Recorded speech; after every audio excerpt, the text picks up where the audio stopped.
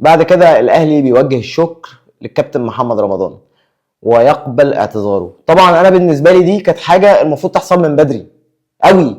يعني محمد رمضان ده اصلا مش بتاع كوره، محمد رمضان ده بتاع تمثيل وكليبات ومافيا مافيا مافيا وحاجات كده، مش بتاع كوره خالص يعني. وما شفتوش يعني. انا بشجع الاهلي من مثلا يعني من ايام ما بدات ابقى عاقل، لو هنقول من التسعينات. انا ما شفتكش يا عم وانت بتلعب، يعني انا ما شفتكش انت بتلعب، فحلني بقى. اعلن النادي الاهلي عن قبول الاعتذار الذي تقدم به الكابتن محمد رمضان المدير الرياضي عن عدم استكمال مهمته، موجها له الشكر والتقدير على الجهد الكبير الذي بذله منذ توليه المسؤولية وإسهاماته الإدارية والعمل بروح أبناء الأهلي وتفانيه في أداء مهامه طوال الفترة الماضية. شكرا مستر محمد، انت وبنطلوناتك الجينز وحلقاتك ودقنك وشنبك وكل تفاصيلك الغريبة دي والبنطلونات الشارلستون بتاعتك، ويعني اي حاجة بعيدة عن الاهلي بقى، اي حاجة بعيدة عن الاهلي.